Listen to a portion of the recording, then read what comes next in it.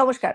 সকারের সময়ে আপনাদের সকলকে স্বাগত। আমি রনিপা আপনাদের সঙ্গে রয়েছি এবং অন্যান্য দিনের মতোই আপনারা জানেন যে ক্রীড়া বিশেষজ্ঞ এবং প্রাক্তন ফুটবলাররাও আজকে আমাদের সঙ্গে রয়েছেন। সত্যজিৎ দা রয়েছেন এবং মেহতাব রয়েছেন। তোমাদের দুজনকেই অনেক, অনেক স্বাগত আমাদের অনুষ্ঠানে। আপনারা গতকাল রাত জেগেছেন এবং সত্যজিৎ দা তুমি কি কাল রাত জেগেছিলে? ১ম প্রশ্ন আমার এটাই। না, রাত তো মানে কিছুটা দেখেছিলাম। আচ্ছা, তারপরে আবার পরে হাইলাইটস দেখেছি। মানে ম্যাচ তো হাইলাইটস সব দেখেছো। দেখতে হচ্ছে কেন মানে এই ওয়ার্ল্ড কাপটা দেখতে গেলে ঘুম বলে ব্যাপারটা তুলে দিতে হবে। হুম, ট্যাবলেট খেয়ে বসে থাকতে হবে। হুম। মানে একটা 12:30, একটা 2:30, একটা 6:30 মানে তার মানে ঘুমের ব্যাপার নেই, দিনে ঘুমোতে হবে। তো এইরকম ভাবে চলছে আরকি। তো দেখছি যতটা পাচ্ছি দেখছি, যতটা পাচ্ছি চেষ্টা করছি দেখার। তো দেখছি কালকেও দেখেছি এরকম দেখেছি। তোমরা আগের ম্যাচের আগেই যখন প্রেডিকশন এর ব্যাপার ছিল সেখানে তুমিও বলেছিলে যে টিকি টাকার ব্যাপারটা তুমি বলেছিলে যে স্পেন হয়তো এক্ষেত্রে এগিয়ে থাকবে এবং সেটাই হলো ২-১ গোলের ডিফারেন্স হলো। তুমি কিভাবে এই ম্যাচটাকে এক্সপ্লেইন করবে?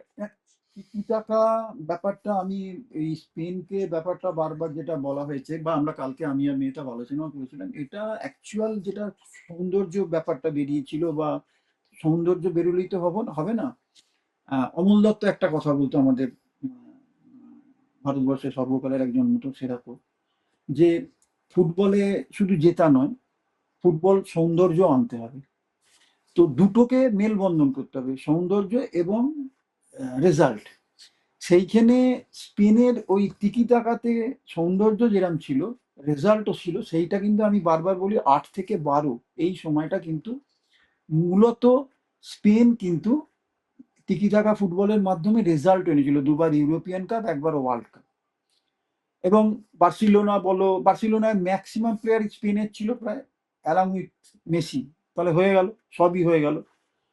তো রিয়েল মাদ্রিদ উল্টো দিকে রোনাল্ডো ছিল, আরো ভালো ছিল, কিন্তু রিয়েল মাদ্রিদ থেকে সংখ্যাটা কম ছিল, তিন থেকে তিনজন না চারজন ছিল তোমার স্পেন টিমে। ওই তিকি টাকার সাথে আজকের তিকি টাকা কিন্তু তুমি তুলনা করো না, ওইটা পাবে না কিন্তু। জাভি, ইনিয়েস্তা, বুস্কেট, ভিয়া যে তিকি টাকা, সেই তিকি টাকা আজকে স্পেনকে আমার দেখে মনে হচ্ছে না। আহ, আমি বলেছিলাম, কালকে আমরা আলোচনা করেছিলাম যে বেলজিয়াম ইজ ভেরি টাফ। মানে ওরা না, মানে এমন একটা টিম। আমি অনেকদিন, আমি 82 সালে আর্জেন্টিনা, ওই তখন বলেছিলাম যে ডিফেন্ডিং চ্যাম্পিয়ন যারা থাকে, যারা তাদের প্রথম ম্যাচ, উদ্বোধনী ম্যাচ খেলতে হতো ওয়ার্ল্ড কাপে। এটা 86-এও হয়েছে, তারপরে আমি ভুলে গেছি, তারপর থেকে তুলে দিয়েছি। তো প্রথম ম্যাচ ছিল 82-এ, Argentina champion 78 versus Spain, Belgium. এবং যথারীতি আর্জেন্টিনা হারলো কিন্তু 1 গোলে। মানে ওদের যে পাওয়ার ফুটবল, ওদের যে মানে কন্ট্যাক্ট ফুটবল, ওদের গায়ে যাওয়ার ফুটবল, সেইটা কিন্তু ওদের এখনো সেইটা রয়েছে কিন্তু। এবং কালকেও স্পেনকে কিন্তু ওরা কিন্তু প্রায় রেখে দিয়েছিল ধরাশায়ী করে ফেলেছিল প্রায়। প্রায়। হুম, কিন্তু স্পেনের মধ্যে তো একটা সৌন্দর্য। আমি বলেছি স্পেন এবং ফ্রান্স, আমি আগের ফ্রান্সকে বলছি, হুম। এখন নয়, আগের ফ্রান্স, যে ল্যাতিন আমেরিকান ঘরানার টিম এরা। এরা দুজনেই ল্যাতিন আমেরিকান ঘরানার ফুটবল খেলে, পাসিং ফুটবল খেলে, পজিশনিং খেলে, তারপরে পেনিট্রেটিভ জোনে ক্রিয়েটিভ করে।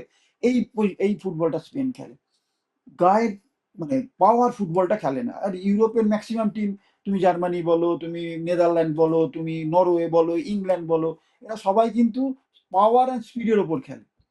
তো সেইখানে স্পেন ব্যতিক্রম, ফ্রান্সও ব্যতিক্রম ছিল প্লাতিনির সময়। এখন ফ্রান্স একটু অন্যরকম হয়ে গেছে।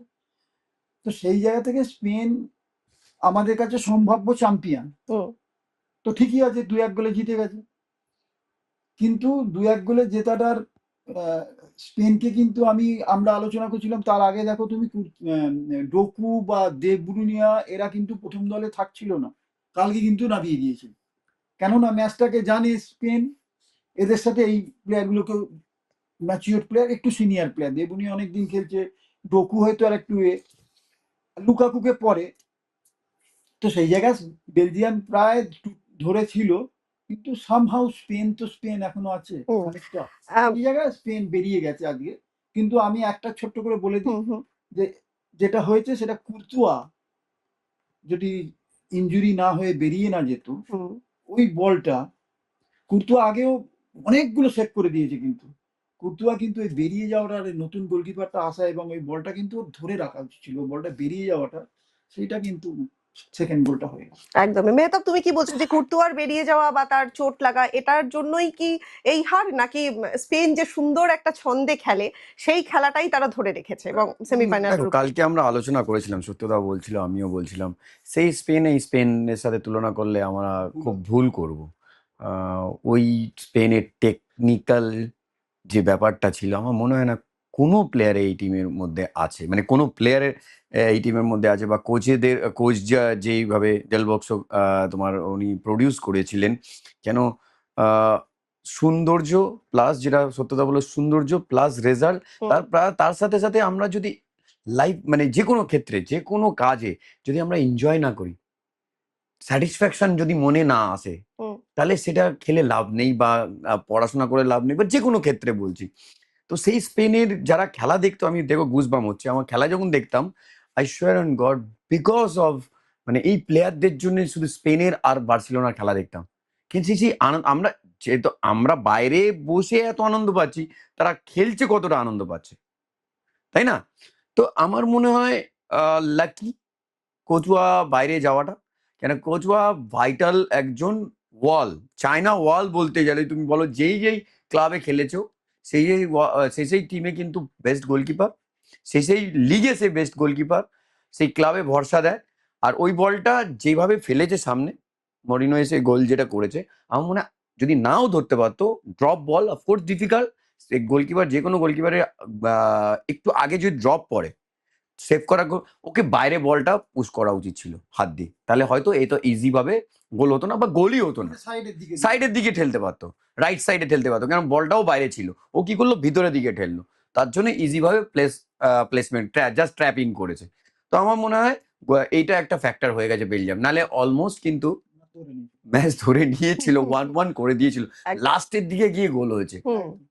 আর এই তুমি যদি বলছো স্পেন টিম 2010-এর টিম দুটো, আমি বলছি এক গোল করার পরে কাঁদিয়ে দিত বেলজিয়ামকে, বল ধরতেই দিত না।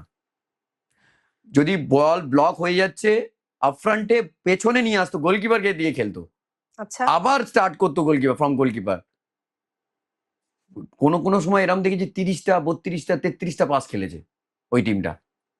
খেলেছো ঠিকই মানে যেটা 2010-এ ওরা জার্মানির সাথে সেমিফাইনাল খেলেছিল মনে হয়, আর নেদারল্যান্ডের সাথে ফাইনাল। তো জার্মানি নেদারল্যান্ড কি বেলজিয়ামের চেয়েও পাওয়ারফুল টিম, ঠিক বেশি। ঠিক। তুমি যদি আবার রিপিট করো ম্যাচটা, আমরা যেটা বলছি দুজনে, যে 8 থেকে 12 এই স্পেন আমার কাছে স্বপ্নের স্পেন। এবং তুমি ওই দুটো ম্যাচ যদি দেখো, সেমিফাইনাল বেশি দেখতে হবে না, ওই দুটো ম্যাচ দেখো, দুজনেই পাওয়ারফুল টিম, জার্মানি এবং তুমি, মানে জার্মানি এবং নেদারল্যান্ডের হাল কি করেছিল তুমি যদি দেখো, এক গোলে জিতেছিল ফাইনালে, সেমিফাইনালেও এক গোলে জিতেছিল। সেমিফাইনালে পিওল গোল করেছিল, মানে যে ক্যাপ্টেন ছিল, ফাইনালে ইনিয়েস্তা, ফাইনালে ইনিয়েস্তা, 1-0। কিন্তু আচ্ছা, কিন্তু কোনো সময় তুমি দেখবে না, মনে হবে না যে জার্মানি শোধ করতে পারে বা নেদারল্যান্ড শোধ করতে পারে। নেদারল্যান্ডে কিন্তু রোবেন ফোবেনের মতো বাপরে বাপ, বল ধরতেই পারছে না, দিচ্ছেই না বল পেলে। স্পেনের থেকে ও যেটা বলছে 23, 24, 25টা করে পাস খেলছে, এবং যেতে যেতে খেলতে খেলতে এবার মানে একটা জায়গায় পৌঁছতে হবে তোমার পেনিট্রেটিভ জোনে গিয়ে তোমায় তো ইনোভেশন করতে হবে, ওখান থেকে তো গোল আনতে হবে, ওইখানে এবার ওই ইনোভেশন গুলো করছে। গোল তো 10টা হবে না এই ধরনের টিমে, ওরাও তো বড় প্লেয়ার একদম। কিন্তু তুমি দেখো বল পজিশন দেখো, ওই সময় জার্মানির সাথে নেদারল্যান্ডের সাথে আরো পিছিয়ে, আরো সব টিমের সাথে খেলেছে, কিন্তু এইটা কিন্তু আমরা যেটা দুজনে আলোচনা করি, একদম 100%। ওই স্পেন কিন্তু এই স্পেন তো নয়, আর ওই স্পেন হবেও না, ওই স্পেন পাওয়া খুব শক্ত। একদমই। কিন্তু বেলজিয়ামের দিক থেকে মেহতাবও যেটা বললে যে ওদের যা অ্যাগ্রেসিভনেস সেটা দিয়ে ওরা খেলা শুরু করেছিল, আচ্ছা এখানে কি মিডফিল্ডের কোনো একটা বিষয় থেকে যাচ্ছে যেখান থেকে স্পেন নিজের ক্রেডিবিলিটিটা দেখিয়ে দিল? দেখো, আমি সত্যতা দুজন মিলে, এইজটা ফ্যাক্টর, ইউএসএ যে ওয়েদারটা এখন যেটা আছে, এইজটা ফ্যাক্টর। গড় বয়স 22 বছর বয়স স্পেন টিমের, গড় বয়স।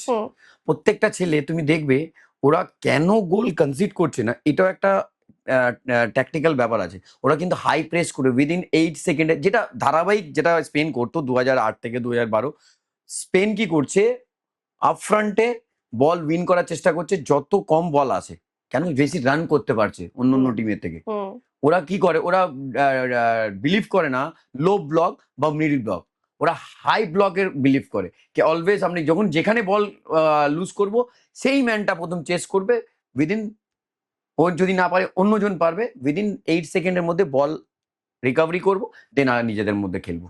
এটা হচ্ছে স্পেনের ফিলোসফি। প্রত্যেকটা টিমের প্রত্যেকটা কোচের আলাদা আলাদা ফিলোসফি থাকে। যেটা বলছে প্রেসিং ফুটবল আর কি, হুম। মানে ওরা প্রেসটা করে একদম গোলকিপারকে, ওরা গোলকিপারকে ব্যাক পাস করলো, ওইখানেই গিয়ে প্রেস করা শুরু করলো, তুমি দাও বল আবার ওখানে প্রেস করো, হুম। করতে করতে বলটা ওরা ছিনিয়ে নেবে, নিয়ে এইবার ওদের মধ্যে খেলা শুরু করবে। এইটা তবে ওই স্পেন এটা অনেক বেশি করতো, এখন ওই স্পেনটা এখানে পাচ্ছে না ওই জায়গাটা। একদমই গতকালের খেলার তো মোটামুটি একটা সেমিফাইনাল পর্যন্ত চলে যাওয়ার একটা প্রসঙ্গ থাকলো। এবার আজকের যে খেলা দুটো হতে চলেছে সেই খেলা দুটো বোধহয় আমরা কেউ মিস করব না। আজকে তোমাকে আবার একটুখানি ওষুধ টষুধ খেয়ে রাত জাগতেই হবে, যে আমি জেগেই থাকবো। আজকের তো দুটো ভয়ঙ্কর দুটো টিম নামছে। মারাত্মক, তুমি বলছোই মারাত্মক। আচ্ছা, প্রথমের যে দুটো মারাত্মক, এইচ দিয়ে বলি, হ্যাঁ এইচ। এবার তুমি কি বলবে, যে ইংল্যান্ড ভার্সেস হালান্ড নাকি ইংল্যান্ড ভার্সেস নরওয়ে? না তুমি তো আমার সাথে এর স্টুডিওর বাইরে যখন আজকে খেলা নিয়ে কথা, ও কার কার খেলা আছে বলতে, একটা হয়ে গেল স্পেন বেলজিয়াম, আর একটা আমি বললাম প্রথম খেলাটা ইংল্যান্ড আর বললো ইংল্যান্ড আর হাল্যান্ডের। আমি বললাম ইংল্যান্ড হাল্যান্ড না, ইংল্যান্ড আর নরওয়ের খেলা ছিল। মানে নরওয়ে যে হাল্যান্ড হয়ে গেছে, হাল্যান্ড এটা মানে ডেফিনেটলি একদম ঠিক কথা। মানে ইংল্যান্ড আর নরওয়ে ভেরি টাফ ম্যাচ, কেননা আমরা আগেও আলোচনা করেছি, দুটো ইউরোপ ঘরানার টিম, দুটো সেম টিম প্রায়, মানে সেম, মানে এই কন্ডিশনাল কোয়ালিটি অফ প্লেয়ার বলছি না, কিন্তু ওভারঅল মানে কোয়ালিটির বাইরে যেগুলো আছে, পাওয়ার বলো, স্পিড বলো, হাইট বলো, যেগুলো ফ্যাক্টর করে, যেটা ভারতীয় ফুটবল আমরা পিছিয়ে গেছি। একদম প্রথম একদম। যে আফ্রিকা কেন এত, আফ্রিকার কোথাও একটা টু সাম এক্সটেন্ট কোথাও একটা ডেফিসিট থাকছে বলে ওরা কিন্তু চ্যাম্পিয়নশিপে যেতে পারছে না, কিন্তু ওরা নট লেস দ্যান মানে ইউরোপ বা লাতিন আমেরিকা কোথাও একটা ডেফিসিট আছে। ক্যামারুনকে দেখেছি আমরা 90-তে, নাইজেরিয়াকে দেখেছি, সেনেগালকে দেখেছি, এবারেও সেনেগালকে দেখেছি, প্রায় মেরে ফেলেছিল, কিন্তু দুর্ভাগ্য। যাই হোক, সেইখান থেকে কিন্তু এই দুটো টিমই কিন্তু ওইটা, বরং নরওয়ে আরো বেশি পাওয়ারফুল দেন মনে হচ্ছে ইংল্যান্ড, এরকম মনে হচ্ছে আমার খানিকটা। কিন্তু ইংল্যান্ডের বেশ কিছু প্লেয়ার আছে, যেরকম বেলিংহাম আছে, সাকা আছে, যারা ম্যাচ উইনার, ম্যাচ বের করে দেয়। একটা স্টার্লিং বলে প্লেয়ার ছিল, বুঝলি, কিছুদিন আগে ও ছিল সিটিতে, ও খুব ম্যাচ উইনার ছিল। তার আগে আমি আর যাচ্ছি না, মনে থাকবে না কারুর। তো হ্যারিকেন তো স্কোরার আছে, কিন্তু ওদের একটা প্লেয়ার অক্সিজেন, ওরা টোটাল ফুটবলটা খেলছে একটা প্লেয়ারকে সামনে রেখে, যে অক্সিজেনটা দিয়ে যাচ্ছে, দ্যাট ইজ সবাই আমরা জানি হাল্যান্ড। এখন ইংল্যান্ড, ব্রাজিল নয়, কিন্তু ব্রাজিলের অনেক ডেফিসিটের ছিল এই টিম, ব্রাজিল টিমের। আমার কাছে তো সেন্টার ব্যাক গুলো বলা উচিত না, এখানে বলে বসলে লোকেও অন্যরকম ভাবে, খুব সাধারণ মনে হয়েছিল। কেননা জাপান যে গোলটা ব্রাজিলের এগেনস্টে করেছিল, ওটা খুব মানে, যে ডিফেন্ডারটা, যে একজন ছুটছে আর একজন ডিফেন্ডার হোল্ড করাচ্ছে, কোথায় আসতে হবে এইটুকু ব্যাপার ছিল না। এবং যখন হাল্যান্ড রিসিভটা করছে সেকেন্ড গোলটা, রিসিভ করে ও বাঁদিকে নিচ্ছে, তখনও দুটো সেন্টার ব্যাক কিন্তু দাঁড়িয়ে আছে, নট ক্লোজ করলো। আমি জানি না মেহতা একদম ঠিক বড় ঠিক player ছিল। না না আমাদের ভারতবর্ষের ফুটবলে আমাদের সব সময় বলতো, আর একটা যখন ওই গোল করলো, হেডে হাল্যান্ড গোলটা করলো, ওই গোলটা করলো যখন, দেখবে ব্রাজিলের একটা প্লেয়ার সামনে দাঁড়িয়ে আছে, পেছন থেকে এসে মাথাটা লাগালো, 6 ফুট 5 ইঞ্চির লোক একটা, একদম। ও তো আমাদের সবসময় শেখাতো সবাই যে go for the ball, don't wait for the ball. এটা আমাদেরই শেখা। তাহলে ওখানে কি শেখাচ্ছি? ব্রাজিলের প্লেয়ারদের কাছে এই আশাটা করা যায় না যে তুমি ওয়েট করছো বলটার জন্য, আর ডেফিনেটলি আর একটা প্লেয়ার এসে যাবে। আজকে তুমি দেখবে বেলজিয়াম যে সেকেন্ড গোলটা শোধ করেছে, দুজনের টাসেলে কিন্তু হয়েছে, বোথ দ্য প্লেয়ার্স টাসেল হয়েছে, কিন্তু মাথাটা লাগিয়ে দিয়েছে, তাই তো? তো কিন্তু হাল্যান্ডের ক্ষেত্রে এই ব্রাজিলিয়ান ডিফেন্ডার দাঁড়িয়ে আছে, বলটা দেখছে, আসছে, তুমি আসছে দেখছো কি, তুমি তো বলের কাছে গেলে ও আসতে পারে না। তো ব্রাজিলের ডিফেন্স কিন্তু, আমি বলছি, আবার সেকেন্ড গোলটা আমি বললাম যে ধরার পর তুমি আবার চালাও, দেখো কতটা টাইম, মানে ফুটবলে অনেক টাইম। এটা দুটো ডিফেন্ডারের একটা কেউ এসে ক্লোজ করলো না, ওকে মারতে দিল। এই ডিফেন্সিভ ব্যাপারটা কিন্তু স্টোন বা এর থেকে তুমি আশা করো না, they are also power very strong. একদমই। মেহতাব, এই যে বিষয়টা সত্যজিৎ দা তুলেন, আমিও ভাবছিলাম হালান্ডের বিষয়ে ওর হাইটটা একটা বড় ফ্যাক্টর। সেখানে দাদা যেটা বলছিলেন যে ব্রাজিলিয়ান যিনি আছেন তিনি কেন গোলটা রিসিভ করলেন না, সেখানে তো ওনার রিসিভ করবার জায়গাই নেই। তার আগেই তো হালান্ড হেড বলটার জন্য মানে প্রিপেয়ার্ড। না দেখুন, আমার ফার্স্ট অফ অল বডি শেপটা, হুম অনলি ওয়াচিং দ্য বল, যেটা সত্যতা বলছিল আমাদের এখানে শেখানো হতো, অমল স্যার বলতেন বডি ওপেন রাখো, বলও দেখো ম্যানও দেখো। হুম যে আমার পেছনে ওপেন করা বডি, ফার্স্ট অফ অল বলের দিকে, শুধু বলের দিকে ফেস ছিল।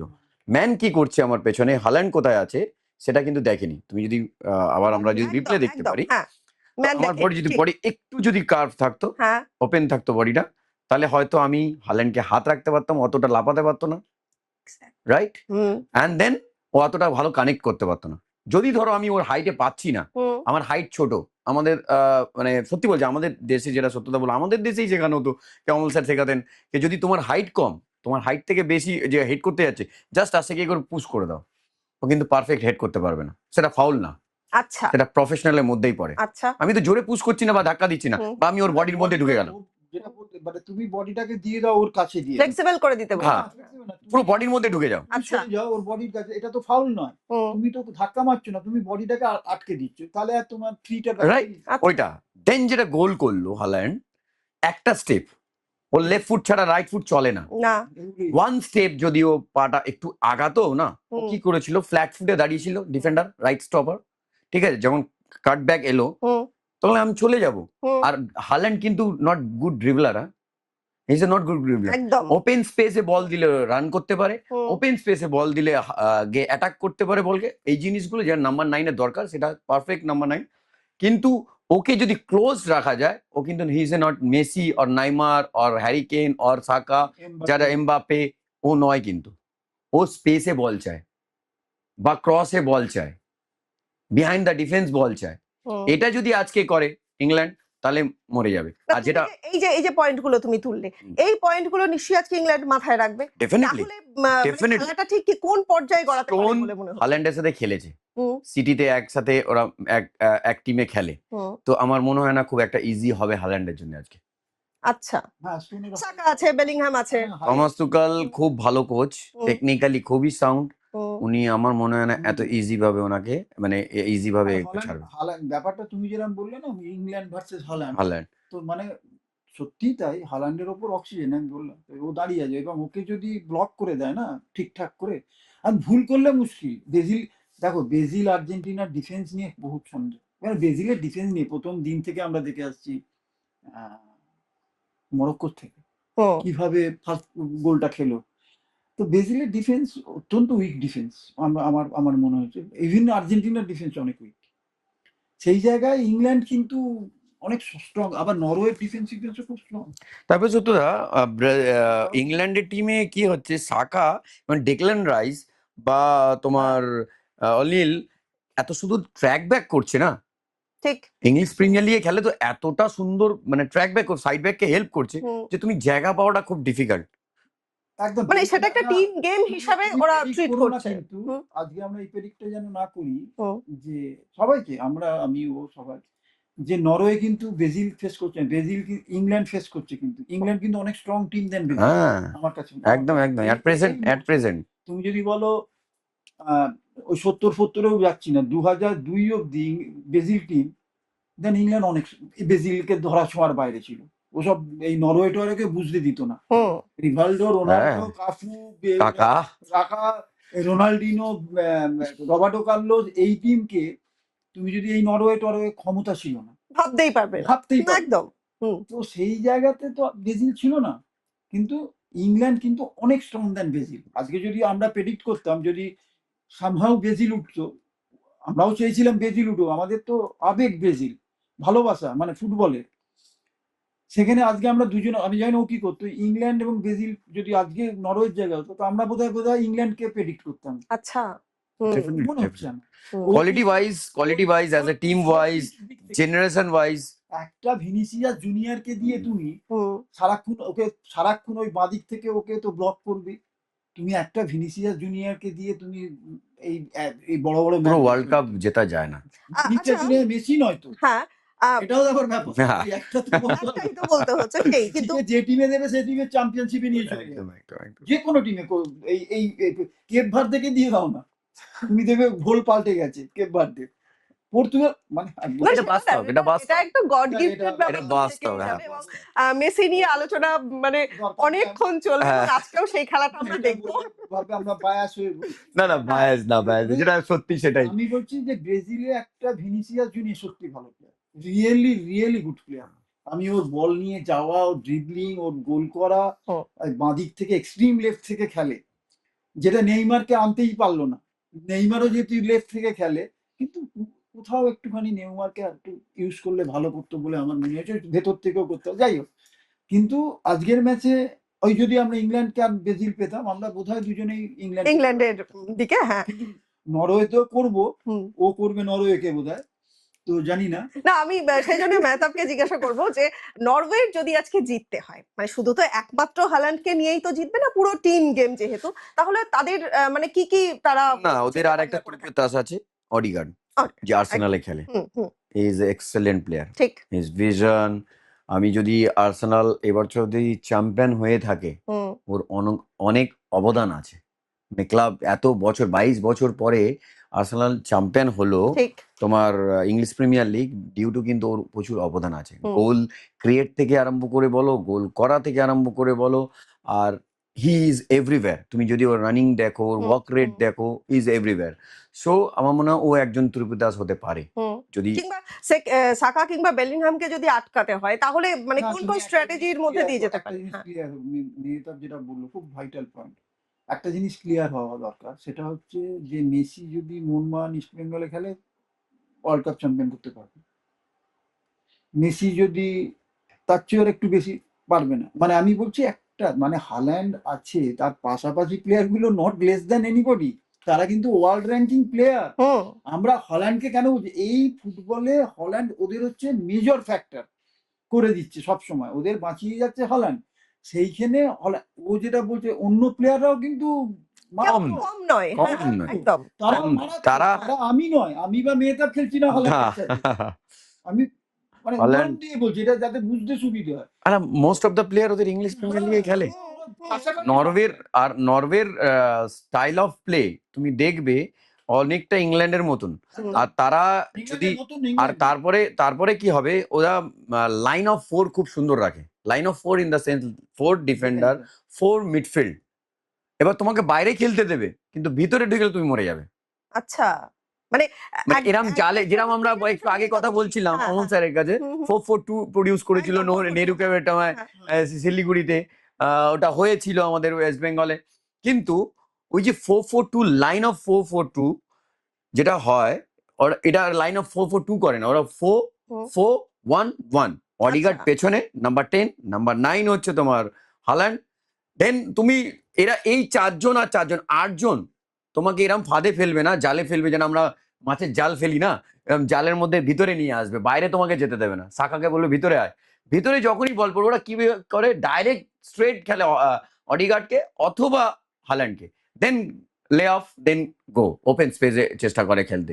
তো এই জায়গাগুলো একটু, ওই জায়গাটা একটু হাগেল করতে হবে। আর ওই জায়গা যদি কন্টিনিউ যদি ওটা করতে থাকে, তাহলে নরওয়ে মনে হয় অনেকটা ম্যাচটা নিয়ে যেতে পারবে। আচ্ছা। না না, ব্যাপারটা যেটা ইংল্যান্ড এবং Norway style of game same, হুম। এটা বুঝে নিতে হবে। ওরা দুজনেই খেলবে, স্টাইল অফ গেম কিন্তু একই। এবার কোয়ালিটি ওয়াইজ বেরোতে হবে। হুম, হুম, একদম। বেলিংহাম গুড কোয়ালিটি প্লেয়ার, সাকা গুড কোয়ালিটি প্লেয়ার, হ্যারিকেন অসম্ভব অসম্ভব। এমন এমন জিনিস করে দেয় যেটা বোঝাই যায় না হুম। যেগুলো। সেইখানে নরওয়ের সমস্যা হবে, একটু চাপ হবে, চাপ। সেটা হতেই পারে, নরওয়ে হ্যাঁ। কিন্তু যে বিগ ফাইটার হবে, হুম। কেননা ফিজিক্যাল খেলা হবে এটা। এই খেলাটা ফিজিক্যাল হবে, রানের খেলা হবে, খুব ইজি হবে না ম্যাচ। হাইটের বলে লড়াই প্রচুর হবে। আচ্ছা। এখানে হ্যাঁ, একদম হাইটের বলে তো হবেই খেলা। প্রচুর লড়াই হবে, হাইট, এখানে সব হাইট। সবই সমান সমান। হল্যান্ডের এখানে কাছে কম বেশি। হাইটের বল আসবে, কেন সেন্টারিং আসবে সাইড থেকে প্রচুর, হুম। এই সেট পিস গুলো প্রচুর। ওখানে স্টোন ভার্সেস হল্যান্ডের প্রচুর লড়াই হবে, ওদিকে কেন ভার্সেস ওদের ডিফেন্ডারের লড়াই হবে। তো এইটা আজকে ফিজিক্যাল ফুটবল এবং রানিং ফুটবল, তার সাথে কোয়ালিটি মিলবে।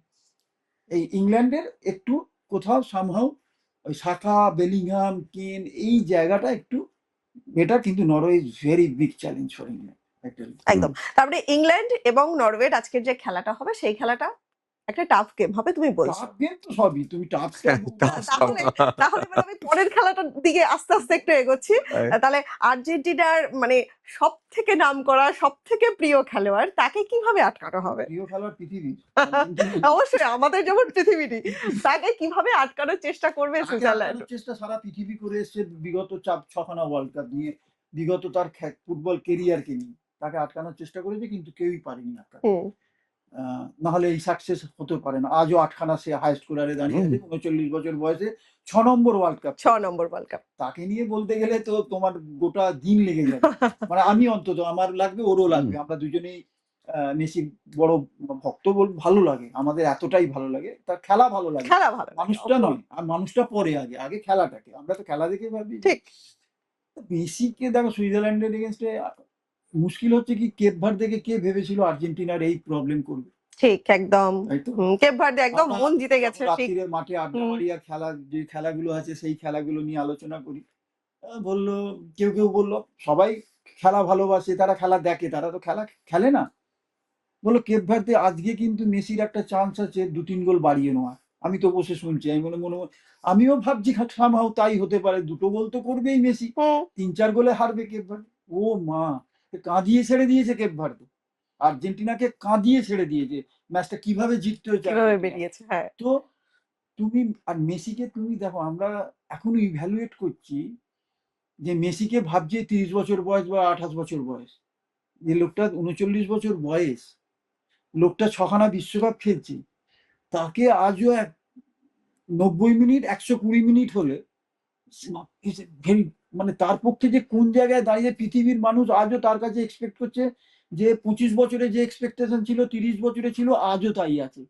এটা মেসির কাছে মেসি নিজেই সেই এক্সপেকটেশনটা আমাদের কাছে তৈরি বাড়িয়ে করছে, দিয়েছেন। তৈরি হ্যাঁ। করছে। কিন্তু মানে দেখো আজকে অন্য সময় হলে এই যে কেপ ভার্দে বলো বা আগের ম্যাচ ছিল তোমার, বলো না, কার সাথে খেলা হলো আর্জেন্টিনার আগের ম্যাচ, ইজিপ্ট। ইজিপ্টের সঙ্গে, হ্যাঁ। হয়তো আরো আগে বের করে ফেলতো মেসি, আচ্ছা। কিন্তু মেসিকে এই যে কষ্টটা করতে হলো, এতক্ষণ ওয়েট করতে হলো, বা ধরো ম্যাচটায় আরো ক্রিয়েটিভিটি কম হলো। এটা কি বয়স ফ্যাক্টর বলে মনে হচ্ছে? এত এফোর্ট তো একটা 39 বছরের বয়স একটা 30 বছরে দিতে পারে, সেটা ও যেটা বেলজিয়ামের ক্ষেত্রে বললো। হুম। বেলজিয়ামের এজ ফ্যাক্টরটা একটু বেশি বলে আজকে স্পেনের সুবিধা হয়েছে, নাহলে তো অসুবিধা হতো। সেরকম মেসির পক্ষে কিন্তু সুইজারল্যান্ডকে হারাবে, এটাই তো আমাদের সবাই ধরে নেবে, হুম। এটা ডেফিনেটলি হারাবে। কিন্তু ওই সুইজারল্যান্ডও একটা ওই ইউরোপিয়ান ঘরানার টিম, ওরাও আর্জেন্টিনাকে জানে। ওরাও একটা কেপ ভার্দের মতো কিছু একটা করতেই পারে। আর্জেন্টিনাকে হুম। দেখো, কনসিড করলে কিন্তু মুশকিল হয়ে যাচ্ছে আর্জেন্টিনার পক্ষে, এই চাপ এসে যাচ্ছে তো বড় টিমের কাছে। এটা একটা, আর মেসির কাছে এখনো ওই পেনাল্টি মিস করে ফেলছে মেসি, বারবার মিস করলো দুটো।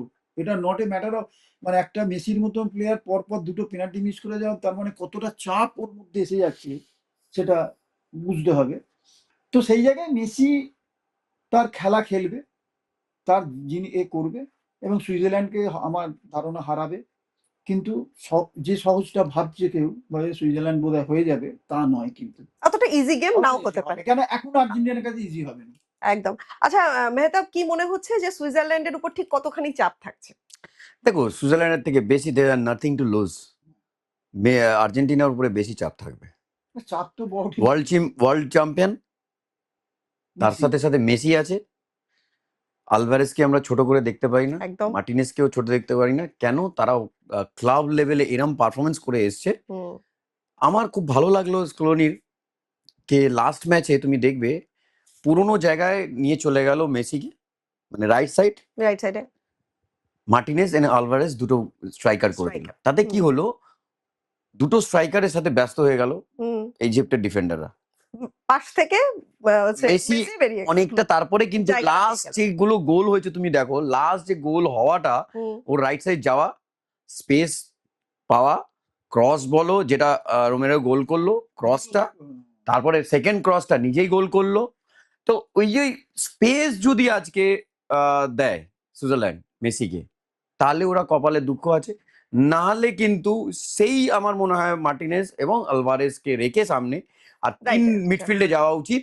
আর মেসিকে ফ্রি রোল দেওয়া উচিত। হুম। যে গ্যাপ গুলো তৈরি হবে সেই গ্যাপ গুলো ওকে ফুলফিল করতে ফুলফিল দিতে করতে হবে। হবে। তার মানে কি ডিফেন্স 7 জন করুক, হুম আপফ্রন্টে মার্টিনেস এবং তোমার আলভারেস, মেসি যার যেটা ও ছন্দ মানে পুরোনো পছন্দের জায়গা তাকে ওখান থেকে যদি 4টে ডিফেন্সের মাঝখানে যদি মেসিকে রাখে, আই ডোন্ট থিঙ্ক ইজিপ্টেই কেস ঘটবে। কেউ বল আচ্ছা, দেবে না, পেছন থেকে ওকে বারবার করে মারবে, কন্টিনিউ ওকে হাকেল করবে, বল টার্ন করলে যেই টার্ন করবে আরেকজন চলে আসবে, ঠিক। যেটা আহ, তোমার রিয়াল মাদ্রিদের কোচ এখন মরিনো সবসময় বলতো ওর জন্য কেভ তৈরি যদি না করো হুম ইউ আর ডেড। কেভ তৈরি করতে হবে, একজন পেছন থেকে, একজন সাইড থেকে, একজন এই এক সাইড থেকে, একজন ডান দিক, একজন বাঁ দিক, একজন পেছনে। ঠিক। কেভ যদি না তৈরি করো ইউ আর ডেড। সো ও আজকেও তাই করবে। তো ওকে যদি একটু ফ্রি রোলে রাখে তাহলে হয়তো আর্জেন্টিনা কিছু ভালো কাজ মানে টাফ ফাইট দিতে পারবে না সুইজারল্যান্ড। আর যদি না করতে পারে ওকে ফ্রি, তাহলে কিন্তু খুব টাফ ফাইট দেবে। যেহেতু ইউরোপিয়ান টিম, ইউরোপিয়ান মেন্টালিটি, তারা সিস্টেম, ফুটবল চেঞ্জ হয়ে গেছে, মডার্ন ফুটবল, অনেক বেশি রান করবে। হুম, কেন শেষ অবধি, শেষ বাঁশি বাজা অবধি কিন্তু তারা লড়বে মাঠে সুইজারল্যান্ড, লড়ে যাবে, হ্যাঁ। কেন সেই ক্যারেক্টারটা আছে ইউরোপিয়ানদের মধ্যে। মানে না, যদি এই কেভ মেকিংটা খুব ভালোভাবে না, সুইজারল্যান্ড করতে পারে। ব্যাপারটা হুম, একটা কি, যেটা সুইজারল্যান্ডের কাছে আর একটা প্রবলেম হবে, যেটা ইজিপ্টের থেকে সামহাও একটু, ইজিপ্ট একটুখানি ব্যাপার ছিল। ইজিপ্টের তো রানিং আর এগুলো খুব বেশি ছিল।